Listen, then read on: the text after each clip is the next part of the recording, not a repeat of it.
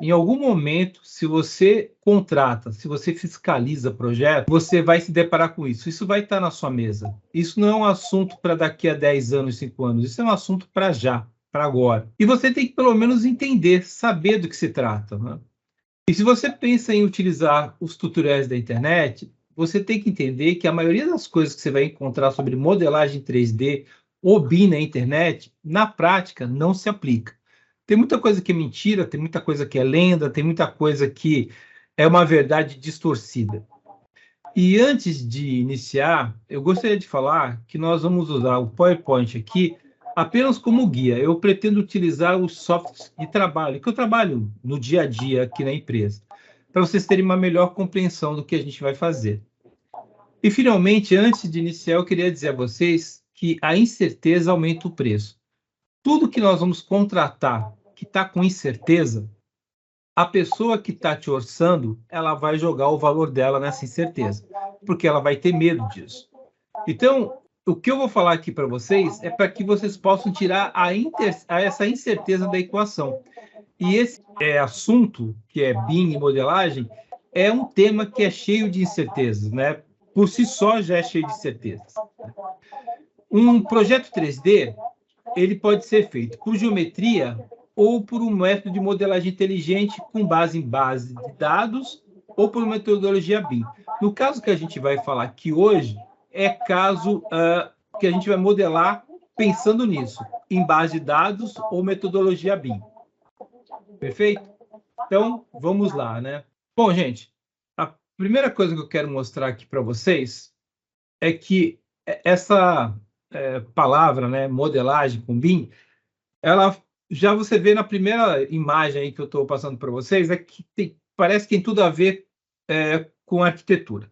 Na verdade, o BIM nasceu para arquitetura, para construção civil, mas ele é uma forma tão interessante de trabalhar que mesmo aqueles que trabalhavam com modelagem inteligente começaram a utilizar o BIM como uma ferramenta para organizar o seu trabalho. Lembrando que o BIM não é um software, o BIM é uma metodologia, uma sistemática de trabalho. Se você for buscar na internet o significado de BIM, você vai ter 3 significados e você vai ver que nenhum deles fala em software, fala em metodologia.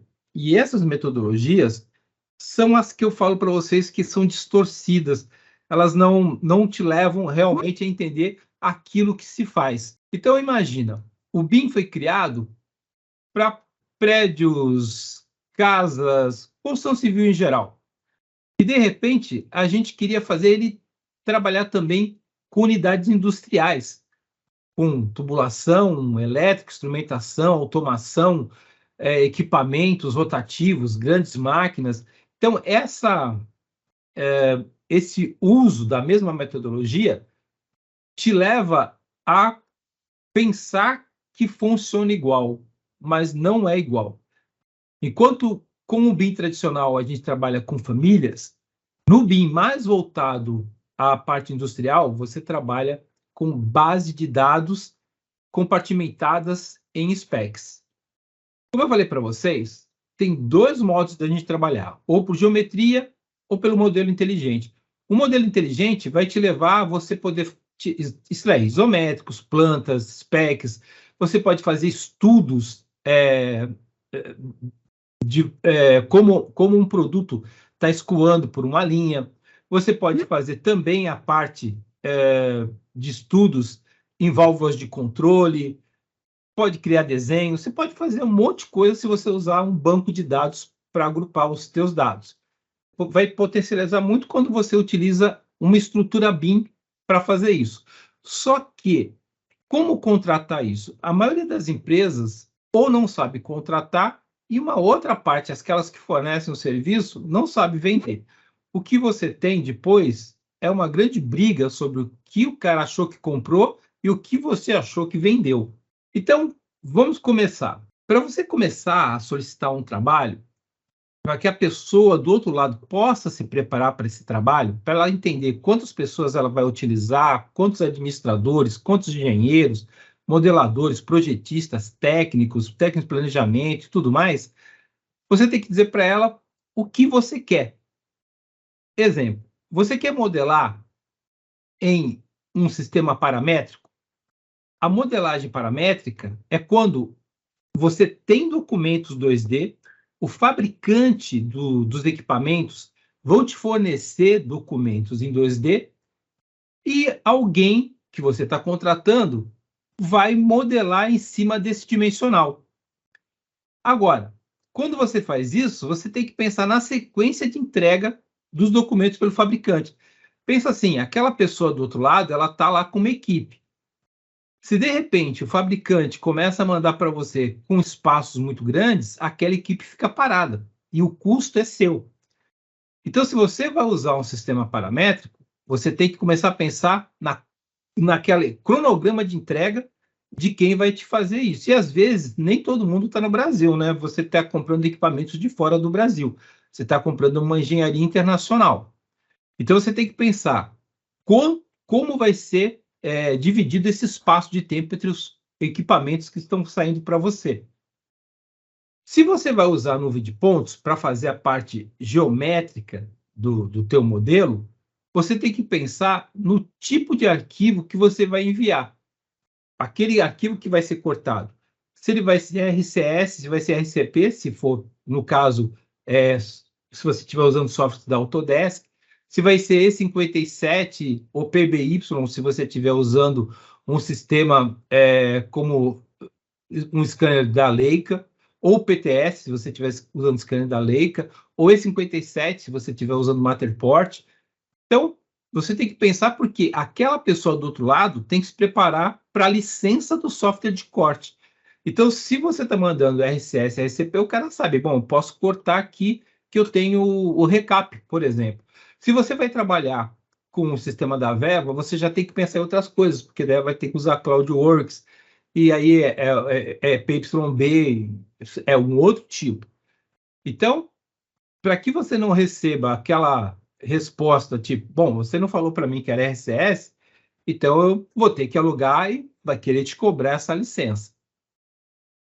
E se você está projetando diretamente no modelo? Você tem um projetista que ele está projetando e modelando ao mesmo tempo. Então, se é isso que você espera, que a empresa lá passe esse projeto para você com um projetista projetando diretamente no E3, no Plant 3D ou no Aveva, PDMS, se você está pensando nisso, você já tem que pensar também que se você tem cálculos que você queira fazer, essas memórias de cálculo que você necessita, em que software você vai passar isso? O que você precisa de cálculo? Você precisa de cálculo de flexibilidade? Então, se você precisa disso para tubulação, para estrutura metálica, se você quer cálculo para concreto, em que software você vai ler isso? A empresa que está fazendo esse projeto precisa saber disso. Se você já tem isso definido, porque você pode, por exemplo, usar as 3 metodologias. Você pode usar um projetista projetando alguém que foi fazer uma nuvem de pontos para pegar o as-built geométrico da sua unidade e também está utilizando equipamentos que vão vir para essa montagem que já estão sendo feitos por um fabricante em 2D e você vai receber documentos 2D para isso. Então, pode acontecer de você ter as 3 coisas no mesmo pacote. E aí você tem que entender exatamente como essas coisas vão fluir, como esses produtos vão chegar, como é o cronograma de entrega para isso. E para fazer isso, você tem o plano de estrutura de projeto, que é chamado de PEP. Ele é o desenho de hierarquia organizacional disso aí. Então, com um bom PEP, você consegue passar para essa pessoa que vai fazer o trabalho para você, essa empresa que vai fazer o trabalho para você, exatamente como ela vai fazer o gerenciamento de recursos para fazer esse trabalho. Depois que você tem o PEP, você precisa de uma coisa chamada PEB. O PEB é o plano de execução do BIM. É nesse plano de execução que você vai saber exatamente como você vai federar, o que você vai fazer sobre os softwares de federação, qual a linha de software que você vai utilizar.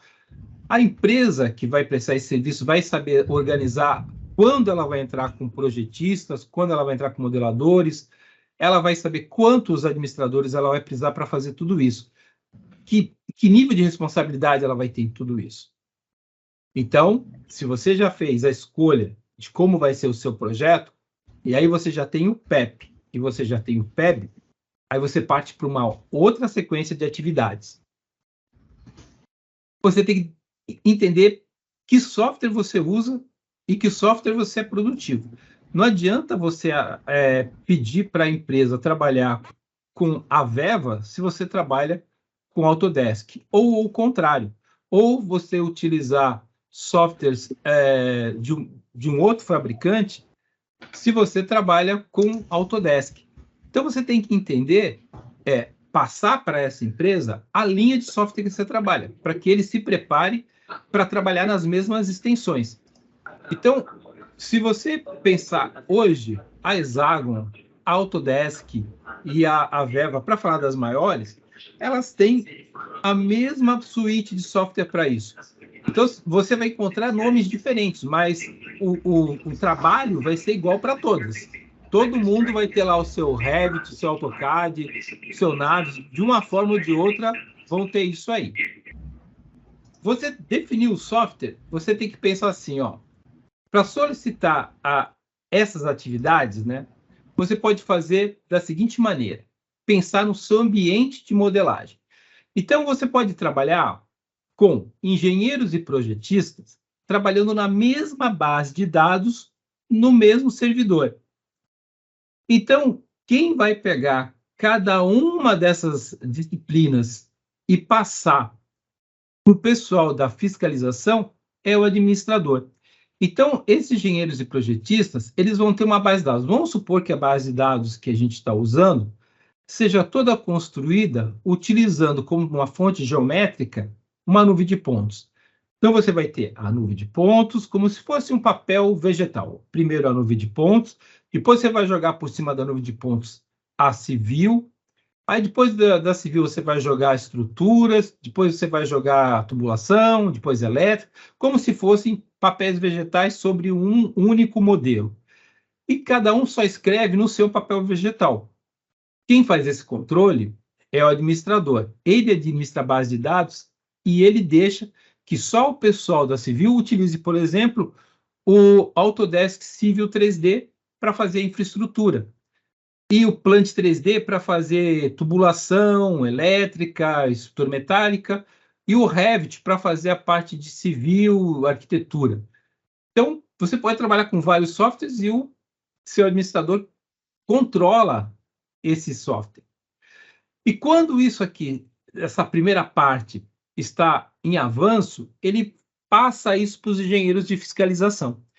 Então, lá o administrador de modelo vai passar para o BIM Collaborate todos os documentos que o pessoal, que é engenheiro e projetista, gerou um dia antes, 2 dias antes, 3 dias antes.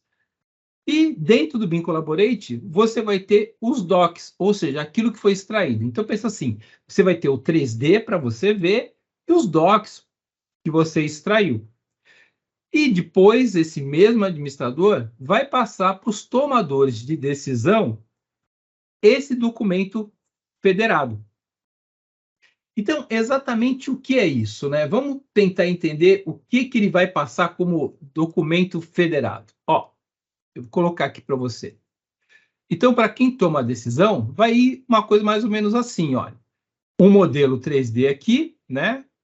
Que você pode trabalhar com ele, a pessoa que toma a decisão pode fazer anotações, verificações e tudo mais, só que tudo que ele está vendo aqui, na verdade, é um código que o administrador está passando aqui do lado. Então, tudo que vocês estão vendo aqui desse lado é o que o tomador de decisão está vendo geometricamente desse lado. Só que isso tem um custo.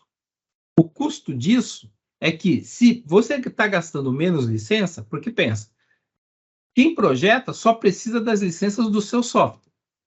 Quem administra só precisa da licença do Collaborate e, lógico, de receber essas informações aqui. E para os tomadores de decisão, nem software precisa, porque como eu mostrei para vocês, isso aqui é escrito em HTML puro. Então, vamos lá.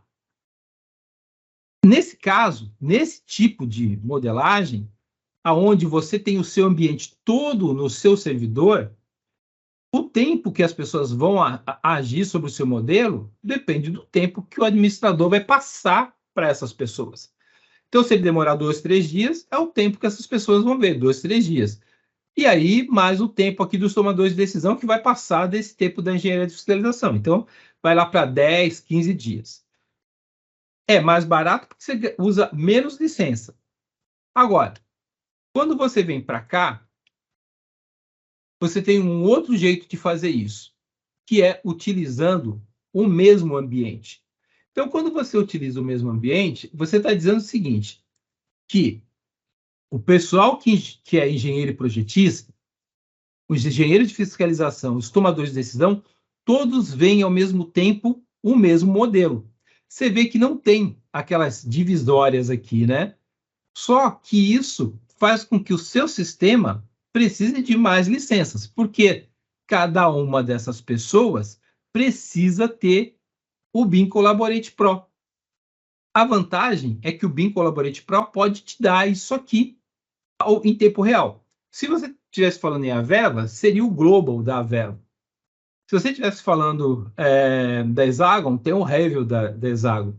Então, cada empresa, como eu falei, tem suas soluções para fornecer esses produtos. Nesse caso aqui, todos podem ver a base de dados, ou seja, um modelo ao mesmo tempo, por uma ferramenta chamada Shared Project, que está incluída nesse BIM Collaborate Pro. Então, o que acontece? O projetista aqui fez um trabalho, em vez de usar o Save, ele vem aqui na barra colaborador, que tanto é para o Plant 3D como para o Revit, ou como para o Civil, não importa, né? Ele vem aqui na barra colaborador e dá um clique aqui em check-in. Então, assim que ele dá o check-in, todo mundo viu que ele se posicionou. Então, se, por exemplo, eu estava fazendo tubulação e ele mexeu em alguma coisa que atrapalha meu trabalho de tubulação ou elétrica, eu logo vejo. Porque assim que ele deu o check-in, o meu sistema se reorganiza. Essa é uma forma muito poderosa de todos trabalharem com o mesmo modelo. Nesse caso, você tem que ter um administrador que possa tanto entender das funções que cada um está utilizando nos seus softwares, ou seja, nesse caso aqui, o sharing point do Plant, depois o sharing point do Revit, depois o sharing point do Civil. Então, ele tem que cuidar para que isso aqui esteja sempre conectado. Então, o administrador passa a ser uma pessoa quase mais de TI do que uma pessoa de modelagem. Ele vai virar uma pessoa de fiscalização do fluxo de dados. E lembre, como isso aqui está numa nuvem, o link, se você tem uma internet mais lenta, a velocidade vai ser pela menor velocidade do sistema. Então, não adianta você ter uma internet turbo se na outra ponta tem uma pessoa com uma internet muito lenta. Uma outra coisa lembre, o administrador ele tem que controlar bem isso aqui, porque se alguém mexe, por exemplo, no logo de um template, todos os templates mexem no logo. Então, isso tem que ser muito bem controlado. Você tem a vantagem de todo mundo estar junto ao mesmo tempo, mas você tem que controlar o que cada um pode fazer realmente. Para solicitar as atividades em BIM, a gente tem que pensar em alguns pontos. Então, se até aqui você chegou, então você já deu uma boa ajuda para quem está orçando para você, porque ele já sabe exatamente que software, quantas licenças ele vai precisar, o que ele vai ter que utilizar lá no BEP. Então, ele já está, assim, com uma boa margem de informação. Porém, você tem que começar a falar para ele o seguinte: se ele vai trabalhar em LOD 200, se ele vai trabalhar em LOD 300, 350 ou 400. O que é LOD? LOD é nível de detalhamento. E o nível de detalhamento é por disciplina. Você pode falar o seguinte: olha, eu não preciso que você me detalhe muito a parte de infraestrutura. Eu não quero o meu piso e meu underground muito detalhado. Pode ser LOD 200 ou pode ser LOD 300. Porém, os meus equipamentos, eu quero em LOD 350. Quanto mais você aumenta o nível de detalhamento, mais horas você tem de modelagem. E lembra, se você estava falando que você estava com um projetista detalhando, ou seja, ele estava fazendo o projeto e modelando, agora você precisa de alguém para ser braço para ele, porque não vai ficar fazendo detalhe de modelagem de internos se ele é um projetista. Então, aquela ideia, mas se eu tiver um projetista, ele projeta e detalha, você pode ficar pegando as horas de um engenheiro para fazer um trabalho que podia ser feito por um modelador. Então, começa a abrir muito aquele leque de quem faz o quê. Ou seja, você precisa de um modelador e precisa de um projetista e de um engenheiro. Não deixa de precisar disso. Para você fazer um trabalho, ou seja, o nível de trabalho que você vai usufruir, você tem que pensar no LOD que você vai usar. Se você estiver fazendo LOD 200, você não vai ter nada além de 3D. E 3D de uma coisa, né, bem... um quadrado, um shape. Se você está utilizando o LOD 300, você também está ali no shape. Se você está usando o LOD 350, você já consegue fazer análise, extrair documentações, você já começa a fazer algumas coisas interessantes. Se você estiver usando o LOD 400, aí as coisas melhoram muito. Por quê? Porque quando você tem LOD 400, você está trabalhando em nível de fabricação completo. Ou seja, tudo vai sair do modelo. Inclusive as informações não geométricas. Elas vão estar inclusas no 3D. E o que seria não geométrica? Diagrama elétrico, specs, ETs, né, especificações técnicas, folhas de dados, tudo vai estar dentro do teu modelo. O teu modelo vai ser a nível de projeto executivo. Nesse caso, você pode chegar até aqui, ó, 5D. Por quê? Porque você pode tirar não só a parte de 4D, que é a parte de planejamento, né? Você ter o teu modelo crescendo no tempo, sabendo exatamente como ele ficaria dia a dia, semana a semana, como também você começa a tirar insumos lá de dentro. Você pode começar a tirar muitas listas, né? Lista de tudo, desde comprimento de cabo até número de parafuso, quais as válvulas que são com interno em louça, quais as linhas que são em aço inoxidável, quais as linhas que têm algum tipo de proteção interna diferenciada.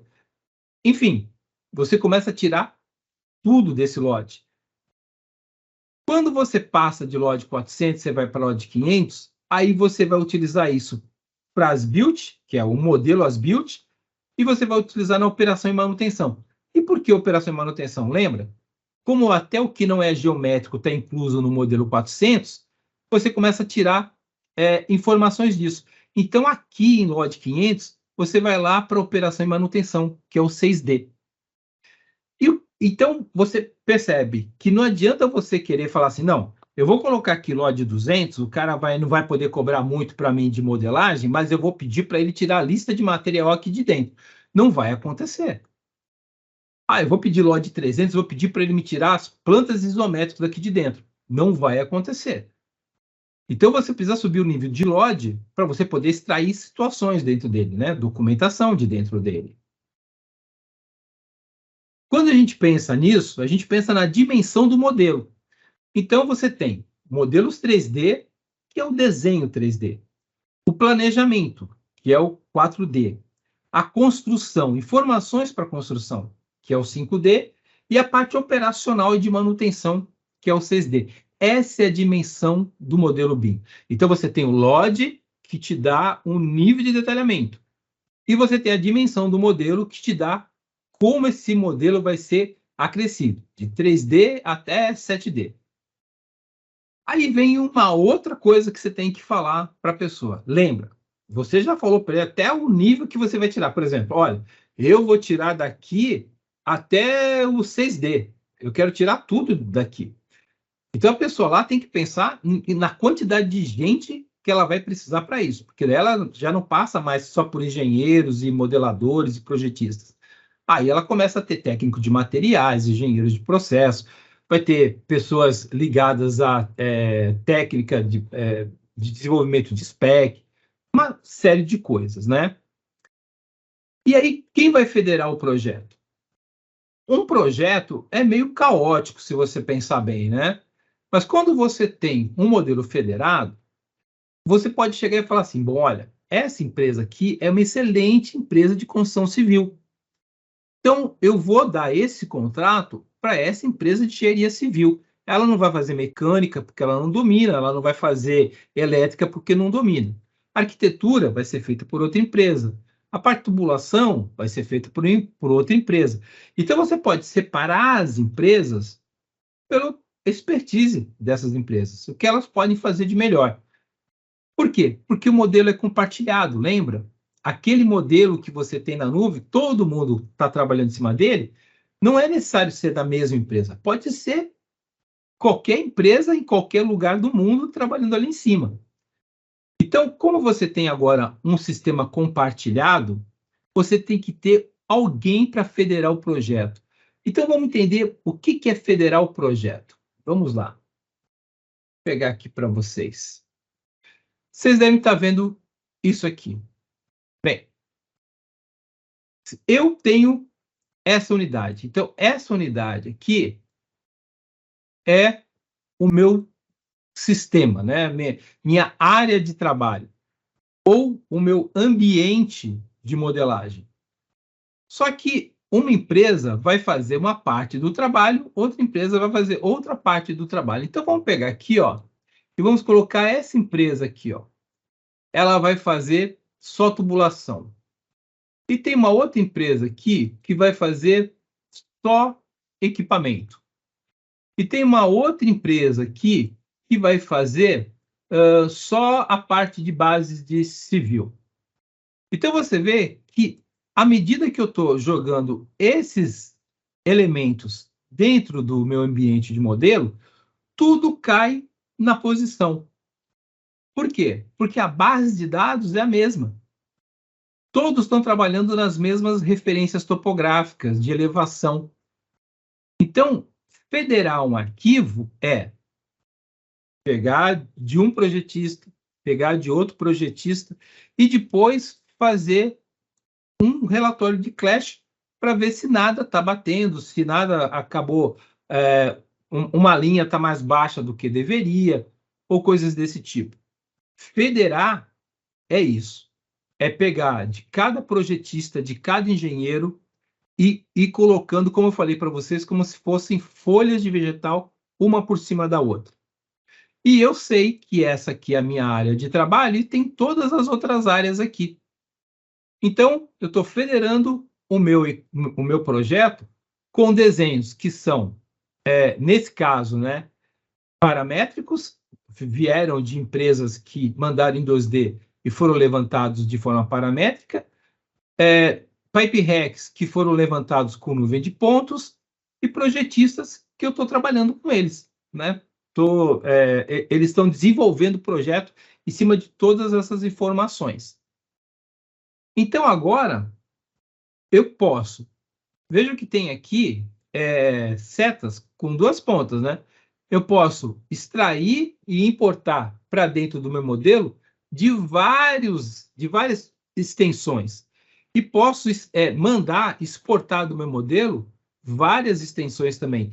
Inclusive, ó, relatórios em Excel, documentos, como eu falei, memoriais descritivos em Word. Posso até salvar pedaços do meu modelo em TXT, pedaços da base de dados em TXT. Posso usar IFC, que é essas aqui, ó, para mandar isso para um outro software, como, por exemplo, o Revit ou outro qualquer, para que isso seja utilizado lá pelo pessoal de civil, dos cálculos de arquitetura, né, cálculos de construção civil. Então, federar um projeto é isso, é juntar de cada um dos participantes, de cada um dos engenheiros e projetistas, dentro de um modelo único.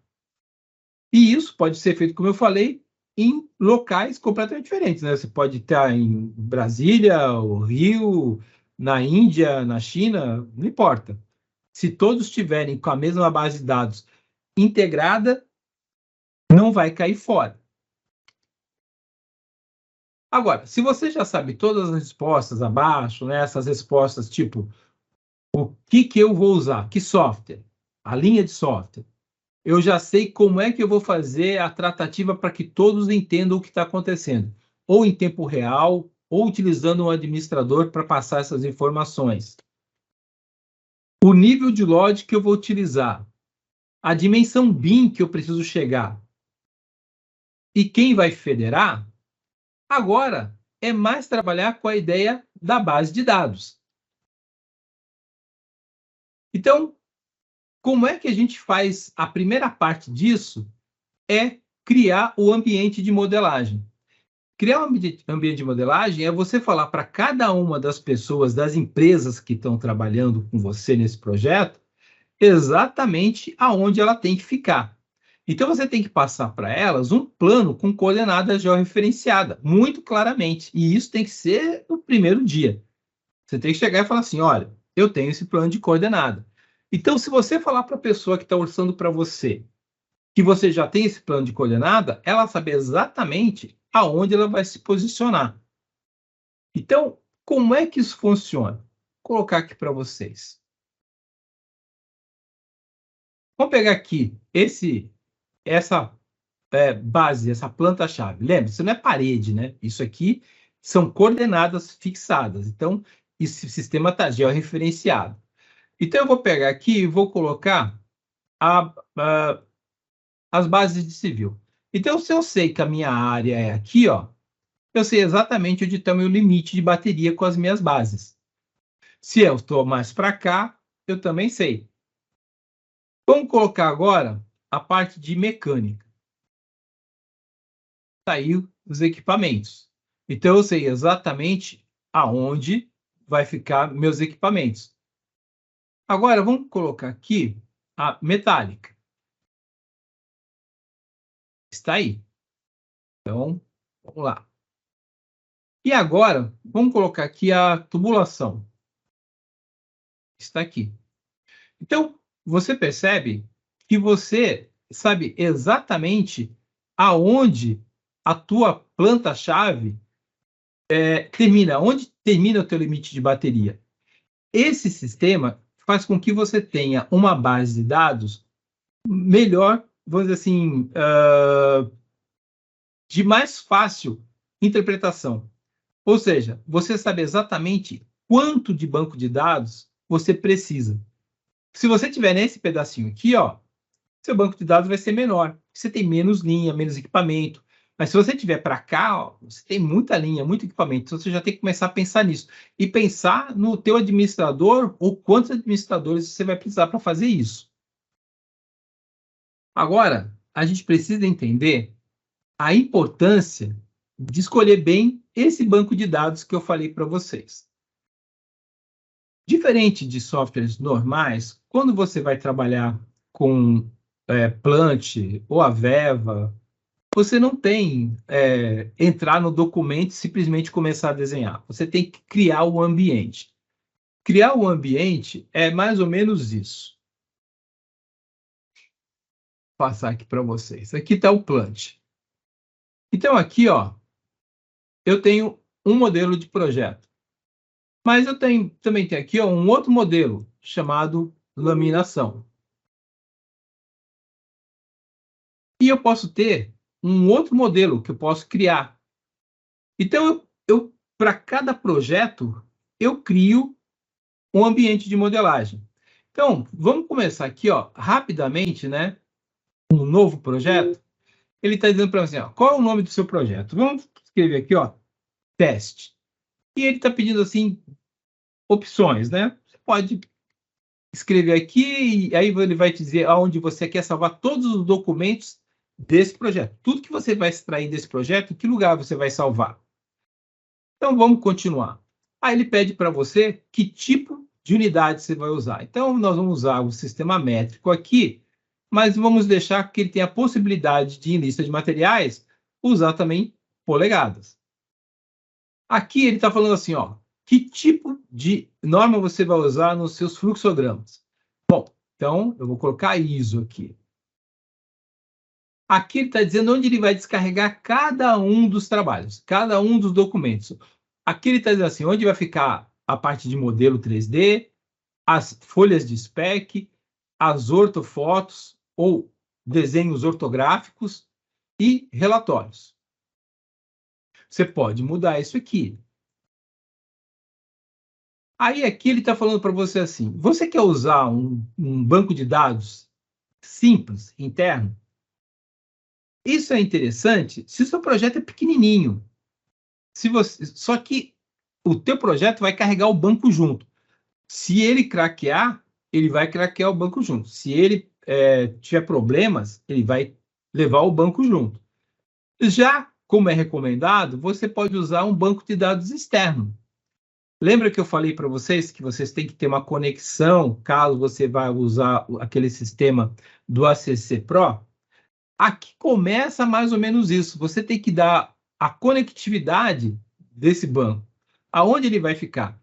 E lembre que ele ficando em um determinado lugar na nuvem, mesmo que o seu desenho dê problema, o banco está consistente. Você não perde o que é principal para você, que não é geometria, é inteligência. Aqui, ele está falando, ó, terminei. A partir desse momento aqui, quando você vai dar o finish, ele vai criar para você todo um ambiente e um arquivo pequenininho chamado XLM.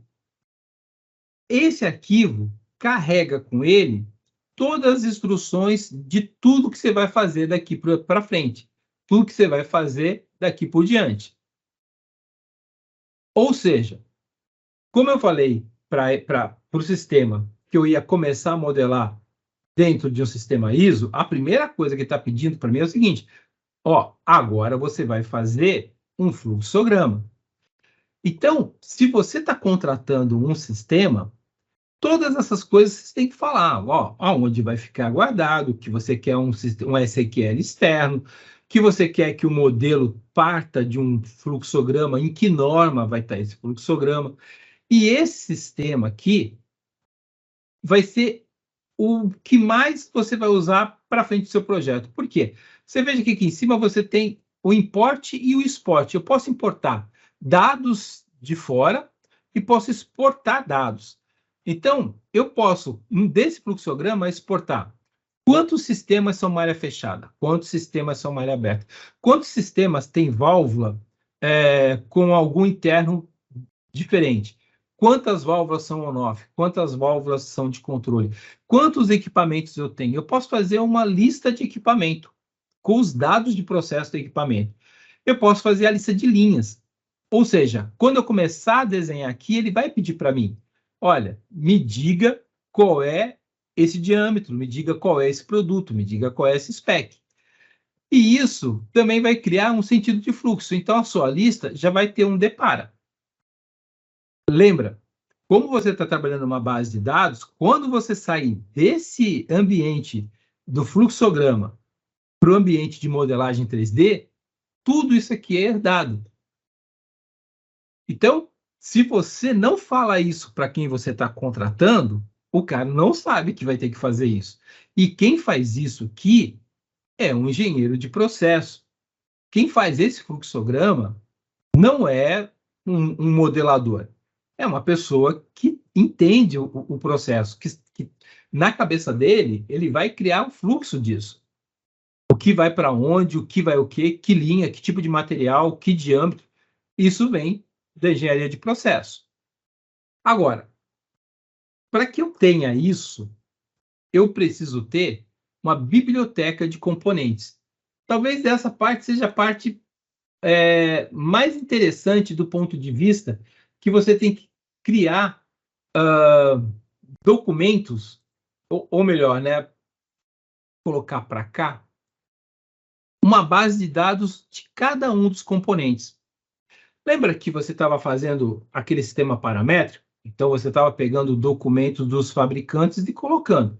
Então, você estava modelando em cima dos desenhos dos fabricantes. Só que você tem que ter linhas ali conectadas, você vai ter que ter parte elétrica, você vai ter que ter um monte de coisa. Então, você tem que, de cara, estabelecer a sua spec, né? Então, vamos pegar uma spec aqui, só para carregar. Está carregando aí. Então, você tem que ter alguém que vai carregar o seu banco de dados com todas as informações. Então, se você tem aqui, ó, vamos clicar aqui,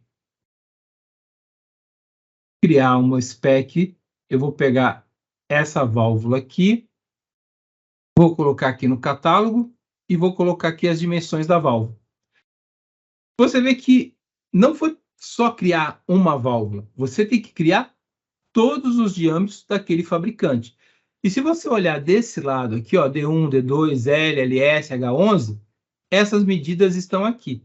Então, se eu clicar aqui em 40, as medidas modificaram.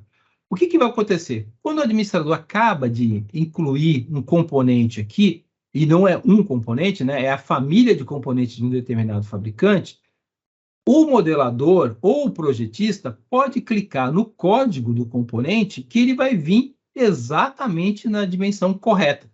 Não tem ajuste. Ele não precisa ficar, deixa eu puxar mais para cá, puxar mais para lá. Na verdade, ele vai ter que trabalhar no projeto dele, porque o componente vem na dimensão correta. Uma outra coisa interessante quando você faz isso é o seguinte. Você está vendo isso aqui? É uma linha, né? Uma tubulação. Então, eu vou fazer o seguinte, ó. Eu vou criar uma exportação dessa tubulação. Então, aqui eu coloquei aonde ela está, né? Qual é o branch que eu vou pegar, qual é a hierarquia, e eu vou dar apply aqui. Ó, você viu que ele já foi, ele já criou uma lista de material. Se tivesse 100 listas, 100 linhas, não pense que isso ia demorar mais que isso. Então, eu vou pegar agora e ver aonde eu coloquei. Eu coloquei aqui D linha CSV, né? Então, vamos lá.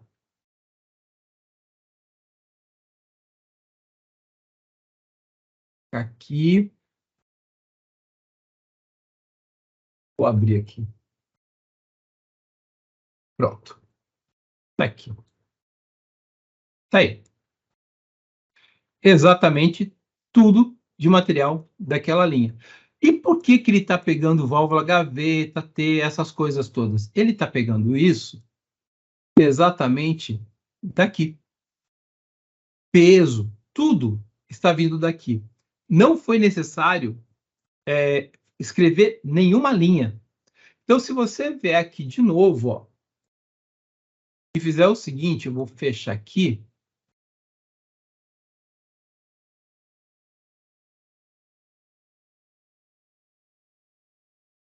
E gerar um isométrico aqui. Ele está dizendo que tem uma falha de isométrico, muito possivelmente porque deve ter uma linha a mais aqui. Então, para não ficar brigando muito com ele,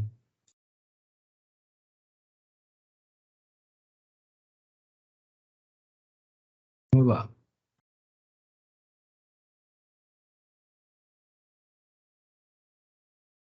Teria que corrigir aonde é que tem uma linha não conectada aqui. Mas seria você gerar um isométrico daqui.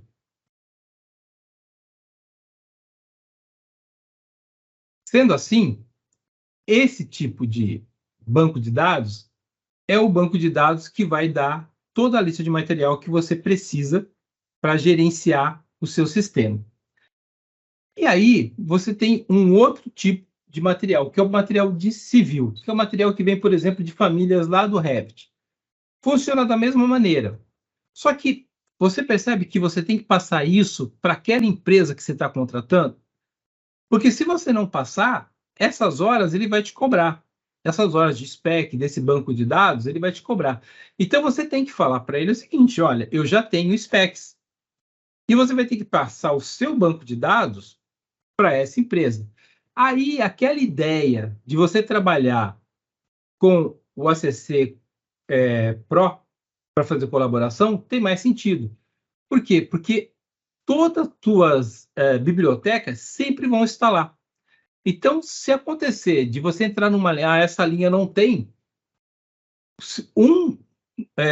uma vez construída, uma vez a parte do administrador de construir aquela spec feita, tudo bem, você não precisa mais. A próxima linha daquele tipo de spec já vai estar lá dentro. A mesma coisa essas pias aqui. Uma vez que foi construída, já está bancada retangular, e nome, fabricante, tudo mais, valor. Isso aqui, quem for fazer um outro banheiro, uma coisa assim, não precisa se preocupar.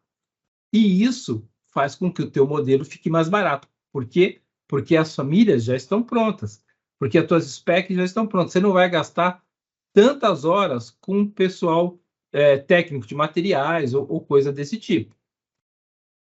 Você falar para a empresa que está fazendo o projeto que você já vai ceder a sua base de dados é um bom negócio para você.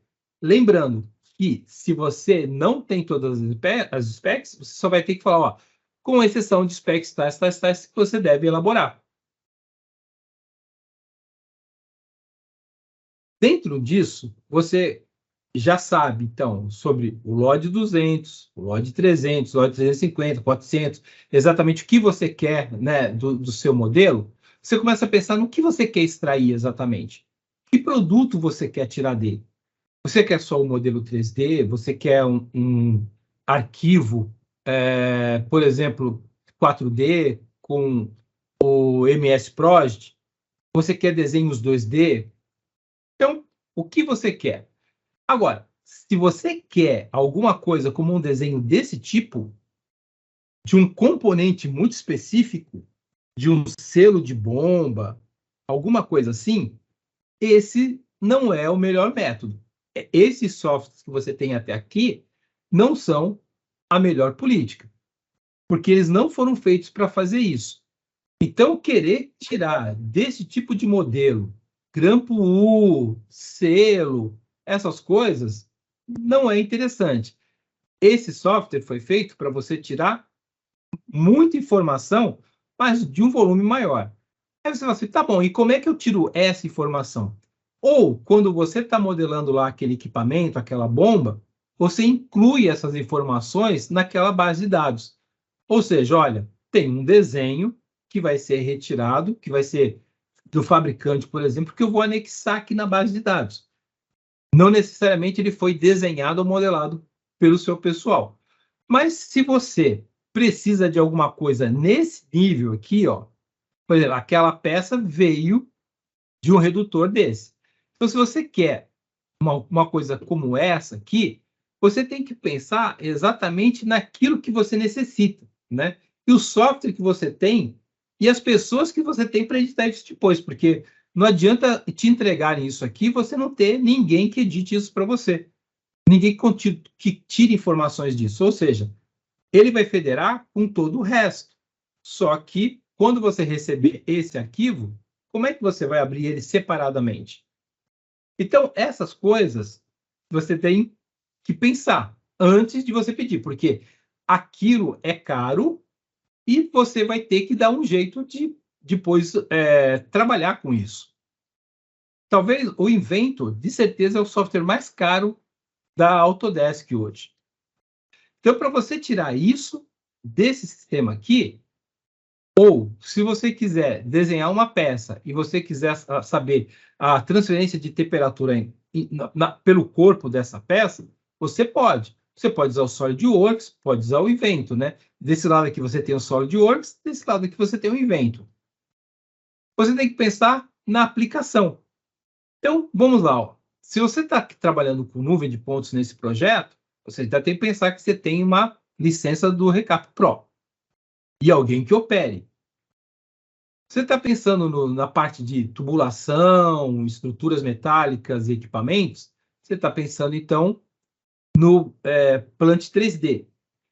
Se você tem lá salas de controle, sala elétrica, CCMs, coisas desse tipo, você está pensando em Autodesk Revit. Se você está pensando nas pecinhas mesmo, num compressor que você quer ter todos os acoplamentos de um compressor, você está pensando no Inventor. Isso aqui cria para você um arquivo de federação chamado IFC.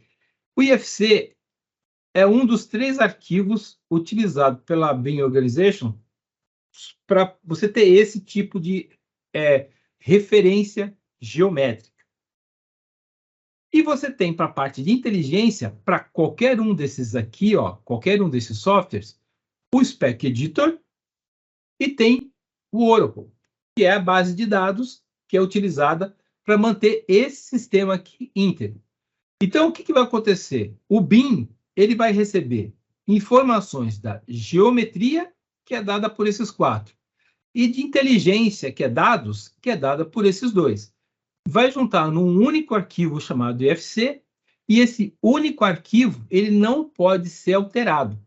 Você não pode editar esse arquivo, mas você pode federar e utilizar ele para fazer extração de documentos, extração de plantas, fazer cortes, detalhes, 4D, enfim, você pode usar para aquilo que você quiser. Só que o IFC, esse arquivo, ele não é editável.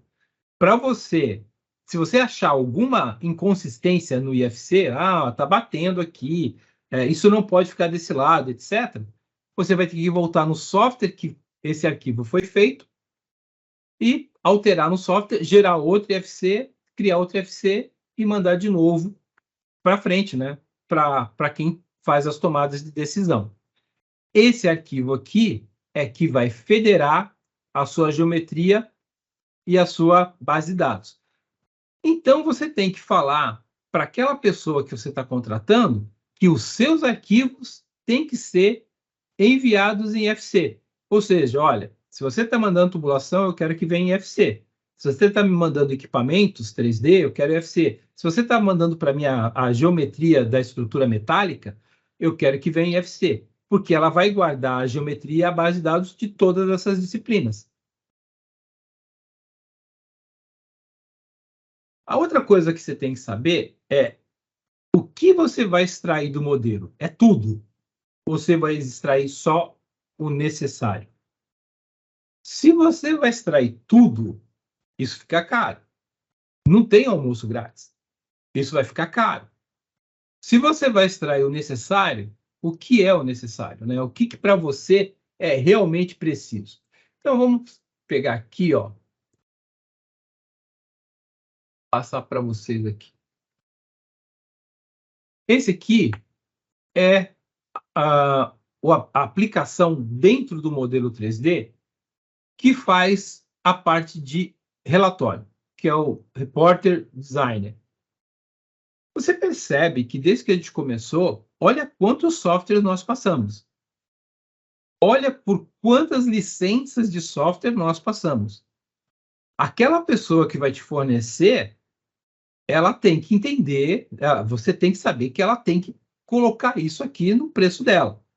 Quanto mais dessas informações você tenha pronto, menos software, menos licença, portanto, mais barato para você.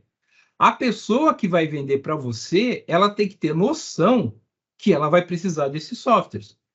Então, aquela pergunta, não, ó, tô fazendo aqui um orçamentozinho pequenininho ali, é só 10 linhas e 2 equipamentos, isso não existe. Porque é 10 equipamentos, 10 linhas, 20 linhas, não importa. 1, 10, 20 ou 100, você vai passar por ter que ter essas licenças.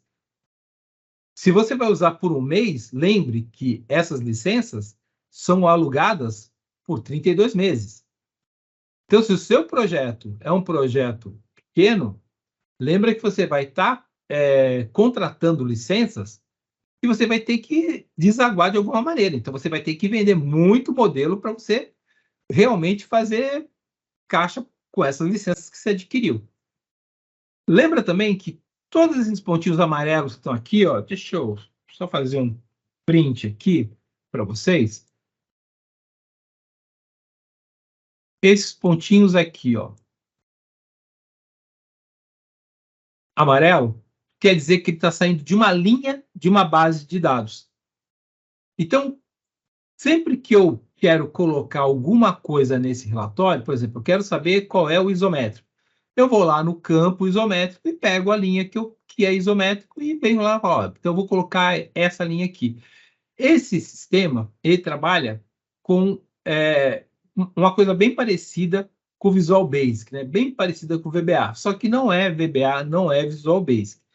Mas é bem parecido. Se você algum dia trabalhou programando em VB, você vai se dar bem. Se você não programa em VB, você vai penar um pouco, porque isso não é tão, vamos dizer assim, simples de criar como parece. Apesar de você estar orientado a objetos, você pode fazer trabalhos muito legais, inclusive painéis muito parecidos com o Power BI, com relatórios, né, muito parecidos com o Power BI, já diretamente do modelo. Isso dá trabalho, isso tem um custo e isso é cobrado. Se você já tem, esse é o melhor dos mundos. É você falar assim, olha, lá na minha base de dados, todos os meus templates estão prontos. Então você vai, se você quer a lista de material, meu template está pronto. O que o cara vai fazer? Ele simplesmente vai usar a base de dados, ó, o símbolo aqui, ó, no template para passar a informação dele. O template é o mesmo, ele só vai carregar aqui uma base de dados que vai estar com nomes diferentes, mas o template vai ser o mesmo. Se você for uma pessoa muito organizada, que dentro da sua base de dados a pessoa já vai usar inclusive os nomes, nem os nomes ele vai precisar colocar, ele só vai precisar dizer qual é o número dessa faixa de dados. E aí ele vai pegar esse pedacinho e se estruturar dentro do sistema.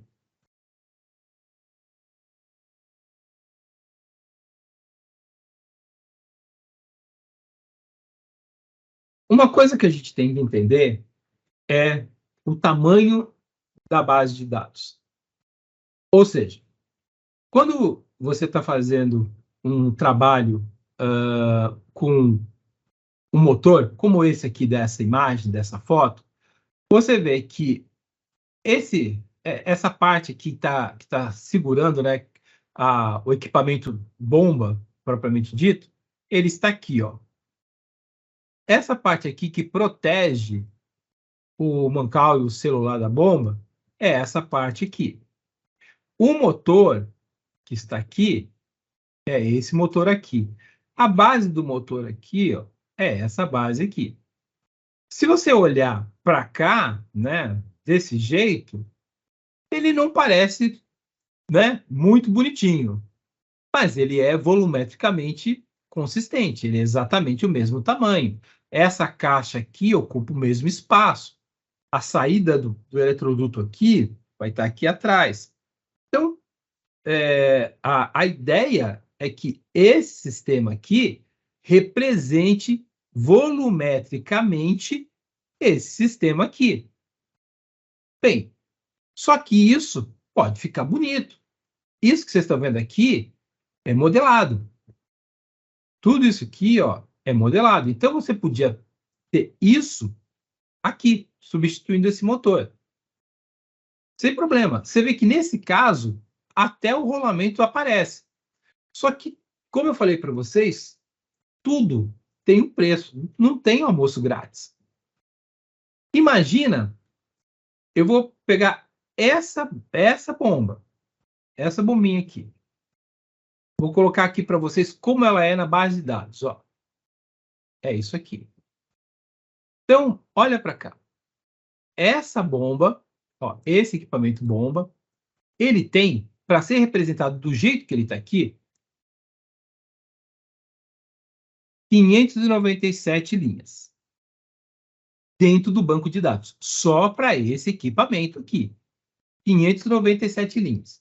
Então, vamos fazer a seguinte pergunta. Se aquele equipamento tem 597 linhas, como é que a gente vai fazer quando tiver isso aqui, ó?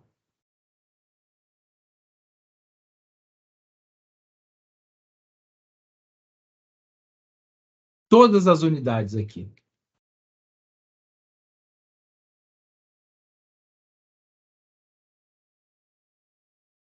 Pronto. Se aquele equipamento só tem aquela quantidade de linhas, imagina isso aqui. Você percebe, então, que nós temos aí um problema de relação. Quando você vai transferir esse banco de dados, ele não salva. Vou mostrar uma coisa aqui para vocês.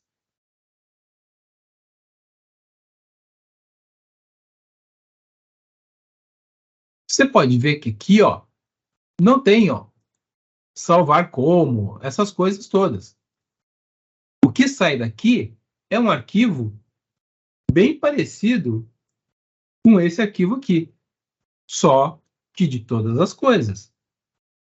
Todos os equipamentos, todas as bombas, todos os instrumentos, tudo que está lá vai ficar aqui. Então, quando eu mando esse arquivo de texto para fora, né, quando eu mando isso aqui para fora, eu começo a pensar exatamente no que eu vou fazer. Como eu vou fazer com que outros leiam isso?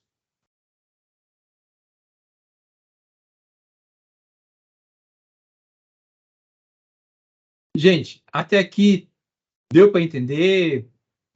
Eu estou achando o pessoal muito calado, Tamiete. Ninguém tem nenhuma pergunta para fazer? Nada?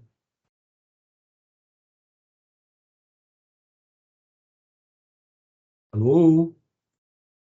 Pessoal, se alguém quiser fazer alguma pergunta antes do encerramento da palestra, fique à vontade, para não deixar todas as perguntas para o final. Se alguém quiser, fique à vontade, tá? Pode interromper o professor Edivaldo. Isso. Olha, gente, então aqui, ó, eu estou mostrando para vocês o tamanho do banco de dados. E veja o seguinte, olha, essa bomba aqui, a primeira informação que o banco traz é a posição. Este, norte, elevação.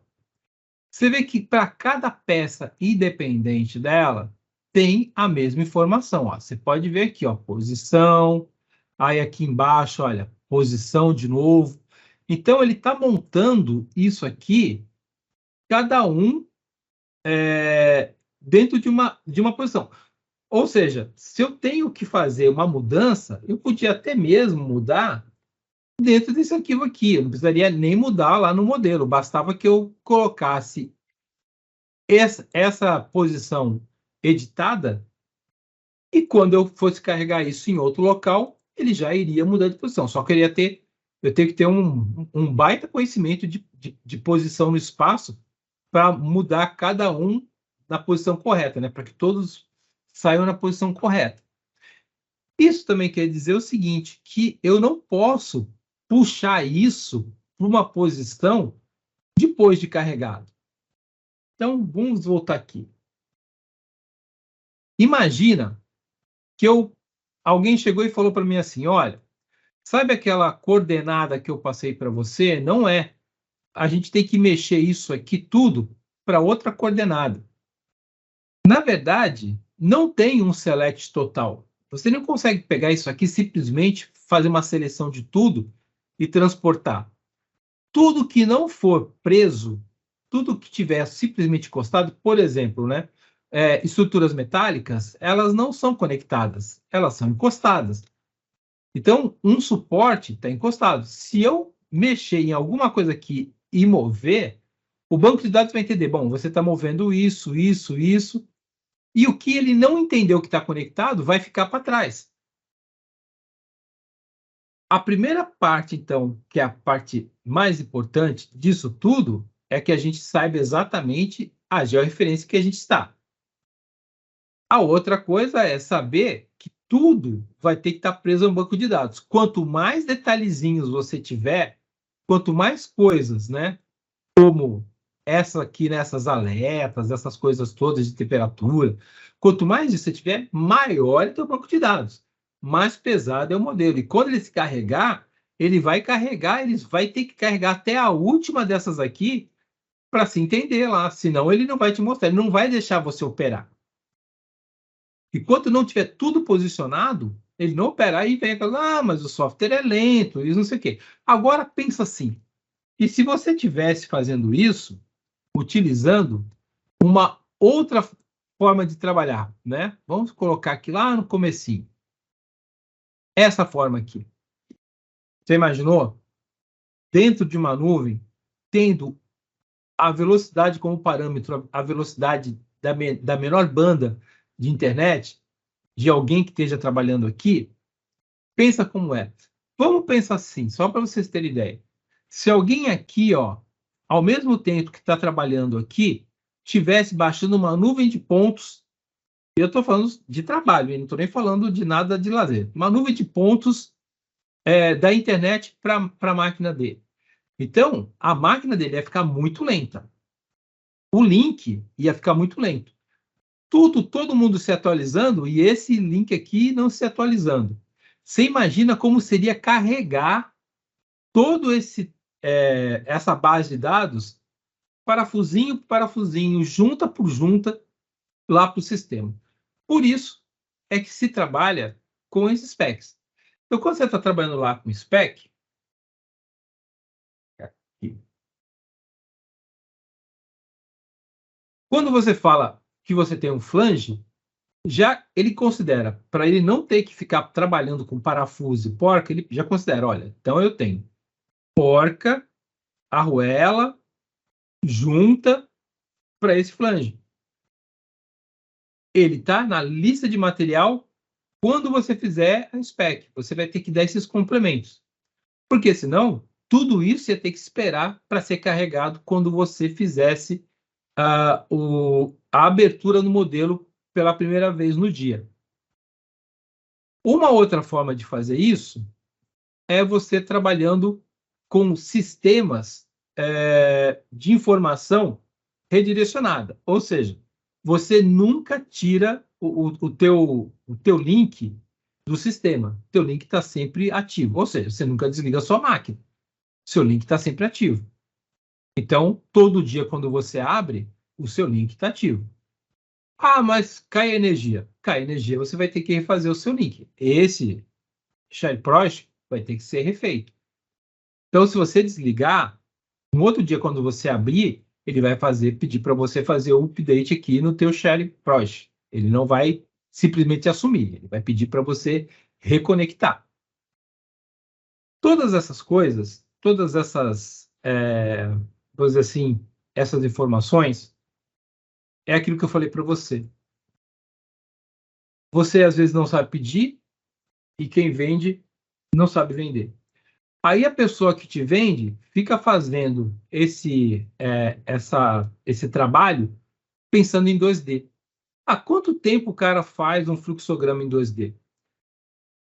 Bom, se você pensa assim, um fluxograma em 2D é uma linha. O cara simplesmente pega uma linha e faz uma linha. Essa linha não tem nada de informação dentro dela.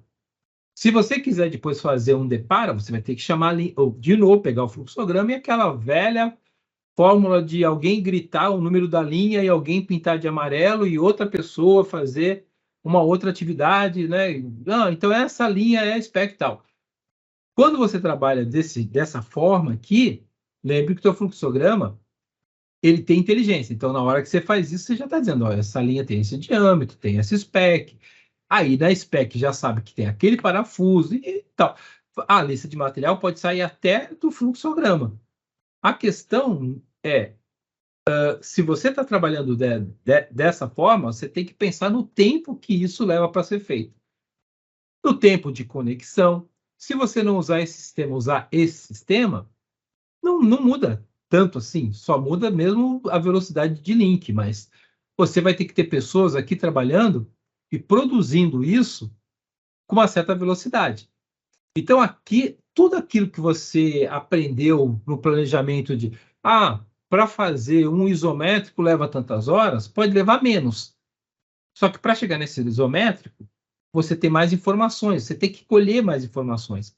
Então, quando você vai trabalhar com um projeto inteligente, com modelagem BIM, você tem que pensar que você tem que ter muita informação antecipada para que você não fique parando no meio do caminho. Para aquele projeto que foi pensado em 90 dias, 100 dias, não virá um projeto de 12 meses.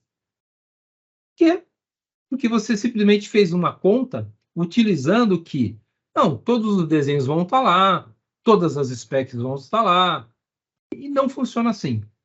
Tudo que você faz tem um software, um custo, um profissional para fazer isso. E quando você chegar na parte de extrair documentos, que é justamente como eu falei para vocês, deixa eu colocar aqui.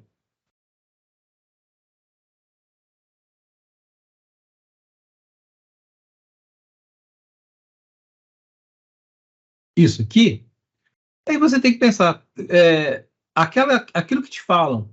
Não, depois que eu faço o modelo, é só clicar que sai o isométrico. Não sai. Se o isométrico, como aquele caso que a gente tentou fazer agora, se o isométrico não tiver fechado, se ele não tiver nenhum erro, ele sai. Se ele tiver uma conexão errada, um connect errado, ele não sai. E não adianta você, não, mas eu vou pegar e quebrar uma spec aqui.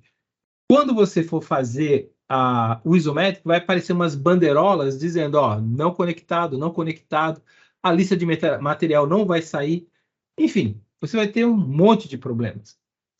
Quando você vai fazer a planta, o draft, se tudo não estiver muito certinho, se isso aqui não estiver muito organizado, seu draft também não vai sair com a lista de material correta.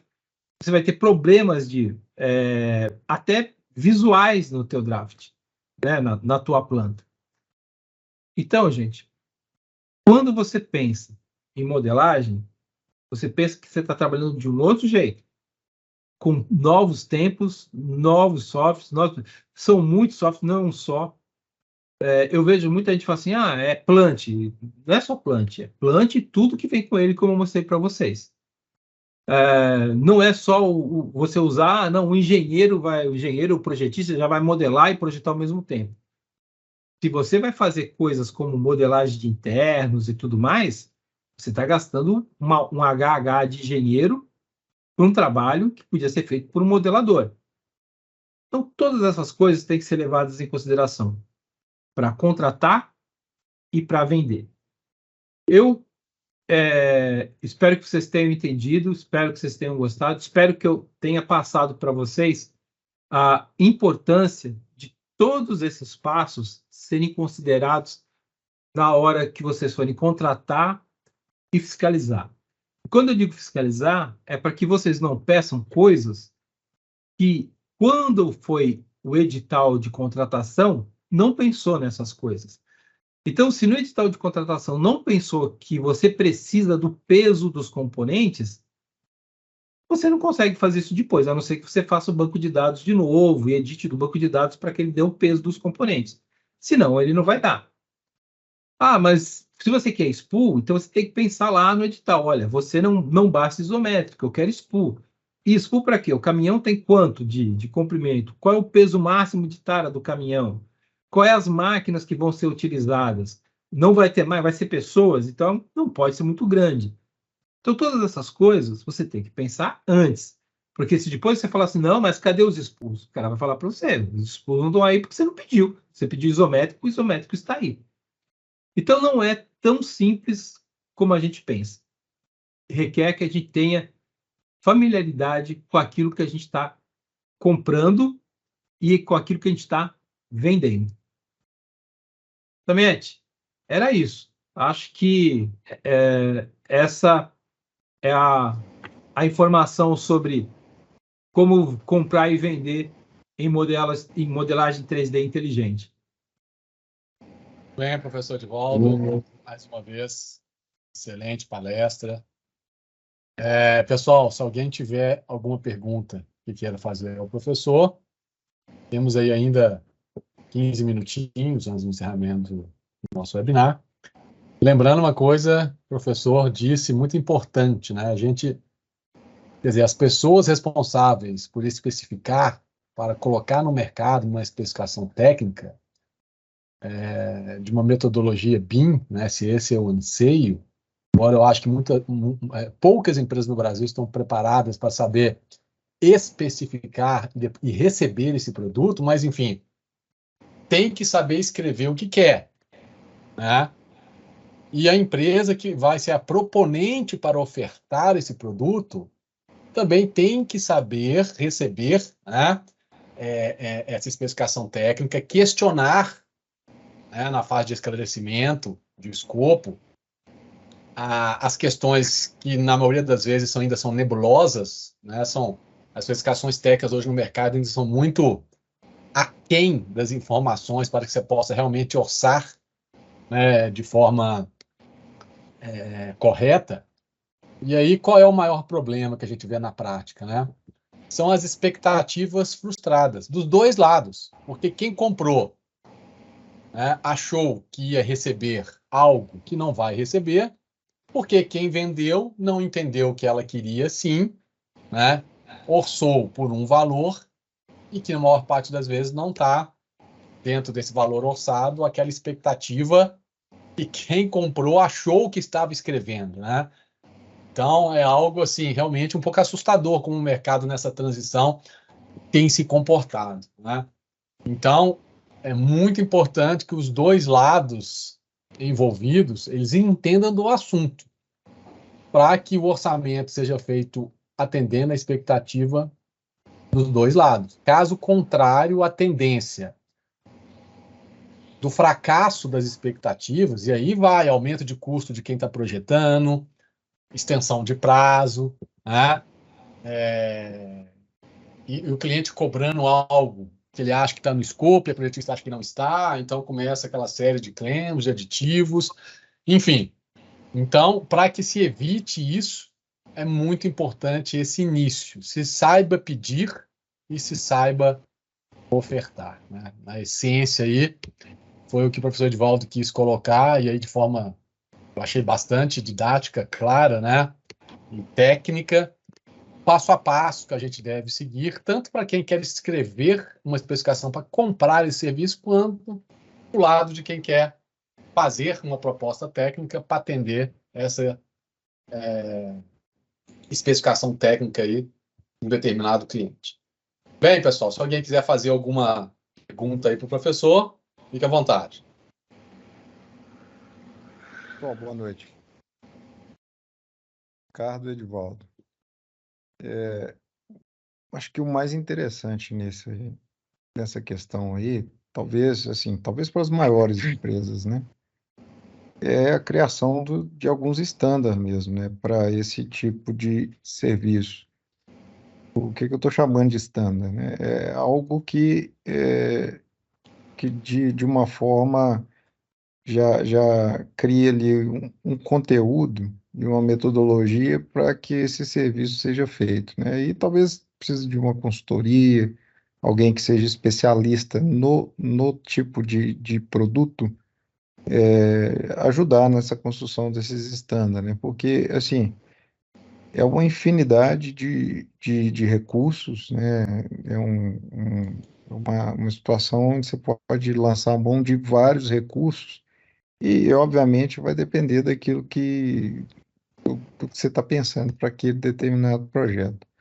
Mas se as empresas não investirem aí em standard, né, normas internas, para esse tipo de serviço, eu acho que fica muito complicado aí, até no momento aí de quem está contratando,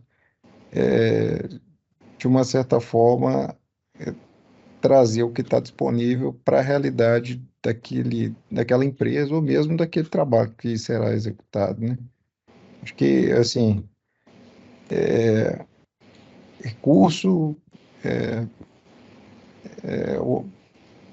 ferramenta tem aí a milhão, né? Tem várias oportunidades aí. E talvez as empresas investirem um pouco nessa parte de criação de estánдар aí, né? Para que isso ajude de uma certa forma, a dar celeridade aí no processo de orçamento, né? E fica mais fácil ali para o projetista também identificar aquilo que precisa de fato ser feito, né? Porque se na hora ali da proposta for trabalhar todos esses detalhes, é algo que fica meio em cima da hora, vamos dizer assim, né? Para entender todos esses pontos, né? Ok, Paulinelli. Professor, quer comentar alguma coisa com o Paulinelli? Eu acho o seguinte, né? Assim, você tem que começar de algum lugar. Eu acho que se você não tem nenhuma cultura de modelagem 3D, o pior que pode acontecer é você contratar empresas que vão modelar para você com geometria. E aí vem a famosa decepção completa. Porque alguém fala para você, ou você leu num tutorial da internet, que você vai clicar em cima do motor e vai aparecer para você o diagrama elétrico do motor, que você vai clicar em cima do equipamento e vai aparecer o desenho do fabricante do equipamento. Isso só acontece se você trabalhar com modelo inteligente. Então, assim, a pior parte é você começar a trabalhar com geometria sem spec, sem nada disso. Então, antes de tudo, realmente, você tem que ter alguém uma empresa que você contrate, e fale para você. E às vezes é duro você assim, entender que o cara, apesar de estar falando aquilo para você, ele quer o melhor para você. Quando ele fala para você, olha, você tem que fazer um voo de drone e colocar aqui tantos GSS no chão quanto necessário para você mapear o teu ambiente modelo, que é aquele quadradinho que eu mostrei para vocês, né? Então, se você pensar, deixa eu colocar aqui para vocês verem. Isso aqui. Então, você precisa disso. Antes de tudo, você precisa disso. Não adianta você modelar no 00. Porque quando você começar a fazer trabalhos com número de pontos, elas não vão cair no 00. E aí, quando você for ter que fazer a parte de federar, mesmo que você tenha um sistema como o ACC Pro ou o Global, você vai cair tudo na mesma posição, vai ficar uma maçaroca. Então, primeiro, você tem que ter a sua planta-chave de modelo muito bem estruturada. Depois, você criar o seu banco de dados. Todas as suas specs. É isso que a gente trabalha. Você pode colocar até o número de compra lá, sabe? Do que você costuma comprar. Então, suas specs estão ali. Uma vez que você tem essas coisas, aí você começa a fazer modelagem. Outra coisa, não pensa assim, não, aquilo ali é muito pequeno, eu não vou modelar, eu vou modelar aquilo ali que é muito grande. Também não é legal. Ou você modela tudo, ou você não modela nada, porque o teu trabalho, o teu modelo, depois vai ser seu GED. Você não vai mais usar um GED para achar o diagrama elétrico, ou o instrumento, ou a folha de dados do motor, ou a curva da bomba. Você vai usar um modelo. Então, quando você for lá e tiver com a tua unidade modelada, ela vai ser o teu referencial visual lá no seu arquivo técnico para você achar aquilo que você está procurando. Então, sim, você precisa de, primeiro, uma empresa que crie para você, olha, esse é um bom jeito de você trabalhar. Saber que cada empresa é uma empresa. Então, o que é bom para a Vale pode não ser bom para uma outra empresa. O que é bom para a Petrobras pode não ser bom para uma outra empresa. Então, você ter alguém que possa te dar esse jogo de cintura para você. Não, vamos começar assim. E aí você segue em frente.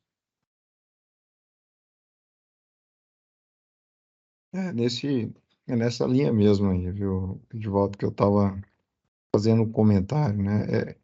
É difícil para quem não usa a tecnologia todos os dias, quem não executa o trabalho, criar um padrão, um standard. E aí quando o Ricardo comentou aí a questão de a maioria das empresas hoje não sabem o que pedir, né? Foi nessa linha aí que eu fiz o comentário de uma certa forma, talvez, né?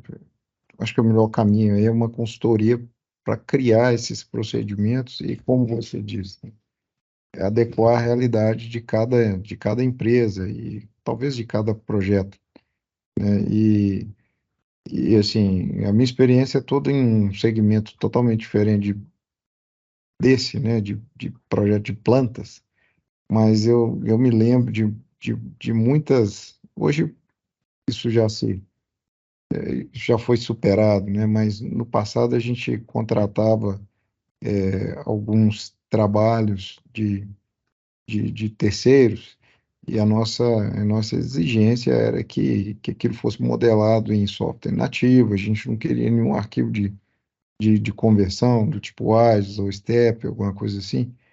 E a dificuldade era saber como modelar.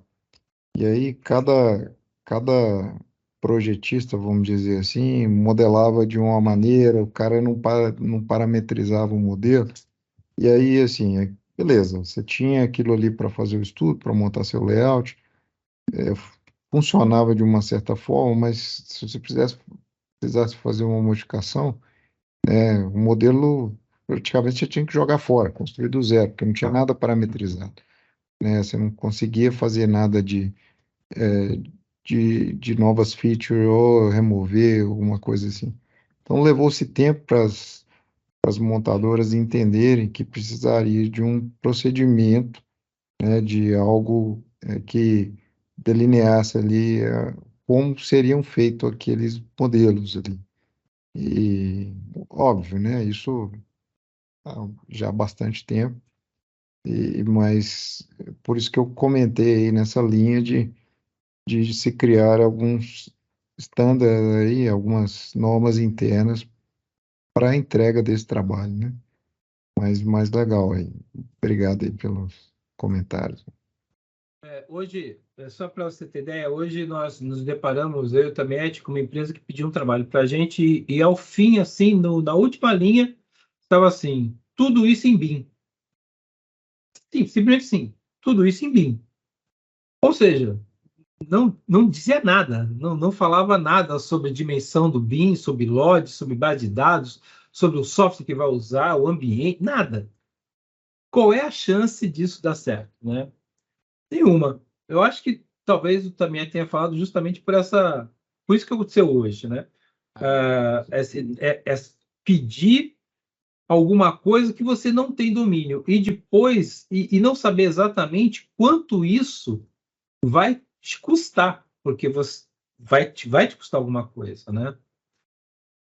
E o pior é que uma empresa que solicita dessa forma, ela vai receber propostas, né, de alguns proponentes dos mais variados tipos, né? Ou seja, para equalizar isso, muito difícil, né? Porque ela vai receber desde uma engenharia convencional, alguém que não faz em BIM, ou quem trabalha em BIM, mas parte entendeu, vai ofertar BIM 3D LOD 100, outro BIM 3D LOD 200, 300, outro é BIM 4D, enfim.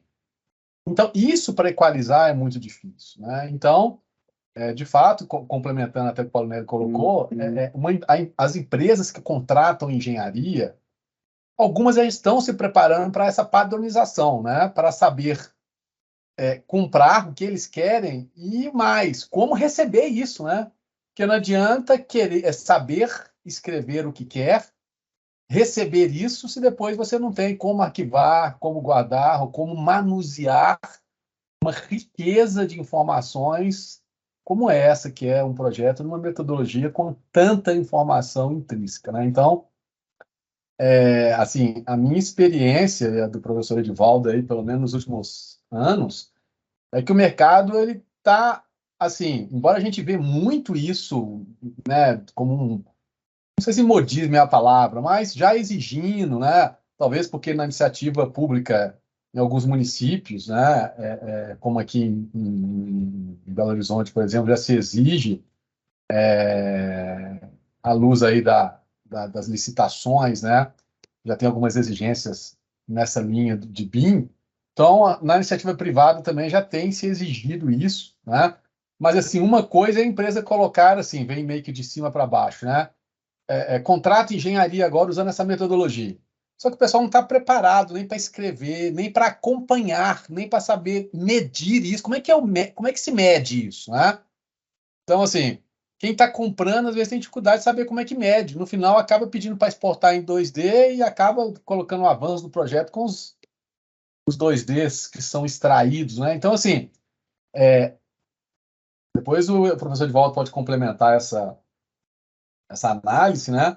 Mas eu acho que o mercado comprador de engenharia, né, nesse ambiente BIM, embora a gente tenha avançado nos últimos 5 anos, né, tanto principalmente para quem está apto a executar, mas a gente está engatinhando, né? A gente vê muita deficiência de fato, muita falta de padronização, de saber escrever o que se quer A gente percebe que muitas vezes a imposição, alguém falou, compre engenharia em BIM. Então, simplesmente coloca lá um parágrafo. Queremos um projeto básico em BIM, né? Enfim, como o Edivaldo já falou várias vezes, acho que é um software, né? Tem gente que compra achando que é um software. Você tem qual software BIM que você usa, né? Então, assim, o mercado está muito confuso, né? Ele quer, entende, está entendendo as vantagens, viu alguns cases de sucesso em algumas empresas, então ele está ansioso em ter isso, em trazer essa tecnologia para a sua indústria, mas ele não sabe especificar, então não sabe comprar, não sabe acompanhar um projeto em BIM, que é pior, né? Então tem dificuldade de como medir, como pagar por isso, e fica um leque de informações perdidas, né? O cliente, às vezes, ele tem tudo isso, mas ele não tem nem como arquivar uma nuvem de pontos, um modelo, não tem um ambiente, enfim. E aí acaba caindo, né? Num GED que se arquiva em 2D, só os documentos que foram extraídos, enfim. No fim, acaba... Como não tem, assim, não tem GED hoje, né, no mercado que trabalhe puramente com modelos, né? Se você pensar bem, tem uns que dizem que tem, mas na verdade, eles, quando você vai adquirir, ele pede para você salvar tudo em Object ou STL para que ele mostre uma geometria, não nada de abstração daquilo ali. Então, assim, o que a pessoa faz? Pega o modelo depois de pronto, compacta no arquivo zipado e guarda. E não é esse o objetivo de um modelo. O objetivo do modelo é que ele fique aberto em todos os lugares, na sala de reunião, na sala de engenharia, lá no arquivo técnico, em todos os lugares tem que ter um computador rodando a base 3D da sua empresa. E à medida que você for fazendo cada vez mais coisas, mais assim, federando cada vez mais esse modelo. E tá até a falta de onde guardar, como disse o Tamiete, leva as pessoas a utilizarem o modelo por um espaço de tempo muito curto. E a Pátria, a empresa que eu trabalho, ela trabalha desenvolvendo produtos para fazer justamente o contrário, para tentar fazer com que o modelo fique muito mais tempo vivo. Não só o modelo, como a nuvem de pontos também, né? Então, essa ideia de trabalhar com modelagem não tem volta. Não é uma coisa que você não vai dar certo, é uma modinha. Não é modinha. Tem duas pessoas que eu estou vendo aqui nessa webinar que estão vamos dizer assim, nessa vida comigo desde 2006 ou 2005, trabalhando com modelagem. E elas sabem disso, né? Não é modinha, só veio aprimorando cada vez com mais ferramentas, cada vez com mais bases de dados, cada vez com softwares melhores para tirar mais informações do modelo. Então, todos nós que estamos aqui, nós vamos trabalhar com isso. Não adianta nem pensar, não, na minha empresa, graças a Deus, isso não tem. Na próxima empresa vai ter. Então, aprender, mexer mesmo, eu não digo nem modelar, porque modelar é um aprendizado muito longo. A curva de aprendizado de modelagem é muito longa, mas entender como trabalhar e o que tirar de melhor do modelo e não ter medo de trabalhar no modelo, isso é muito importante. Isso que o professor disse realmente é muito importante. Eu acho que uma fase pré-modelagem, você tecnicamente aprender a modelar, né, igual antigamente aprendia no AutoCAD, 2D, enfim. Mesmo se você for um modelador ou está treinando, se capacitando para ser um modelador, né, você tem que ter uma fase anterior que é entender toda essa questão, né? Quer dizer, o que pode, como o professor disse aí, a questão paramétrica, ou se vai vir de uma nuvem, ou se vai vir já da equipe trabalhando no próprio modelo, já engenhando, né? Através de modelos. Quer dizer, tudo isso, né? Quem modela já tem que entender essa questão que como melhor organizar a equipe de trabalho, quais informações estarão disponíveis. Quer dizer, tem toda uma teoria, vamos dizer assim, antes de colocar a mão na prática da modelagem, que é muito importante, né, para você realmente instruir não apenas o cliente, como a própria equipe, né, da melhor forma de trabalhar, como trabalhar, conseguir mensurar o tempo para as coisas, né, porque nesse universo que o Edivaldo está colocando, a gente sai um pouco daquela engenharia, um pouco não, eu diria que totalmente daquela engenharia convencional, né, que a gente vende se vende, se compra metro quadrado de papel e quilo de homem-hora, né, naquela engenharia convencional, o universo aqui de se mensurar é diferente, né? Então, a gente deixa de ter aquela pirâmide tradicional do copista, desenhista, projetista, desenhista, o projetista e o engenheiro clássico, e aqui é um ambiente de modeladores, que podem ter uma formação em engenharia ou num curso técnico, mas essa é a tendência, né? Que a gente percebe aí nos próximos 5 a 10 anos, é que as equipes elas têm uma maior capacitação e elas vão majoritariamente serem formadas de modeladores. Tudo bem que vai ter um modelador engenheiro, um modelador técnico, né? Vai continuar tendo engenheiros responsáveis pelas memórias de cálculo, enfim.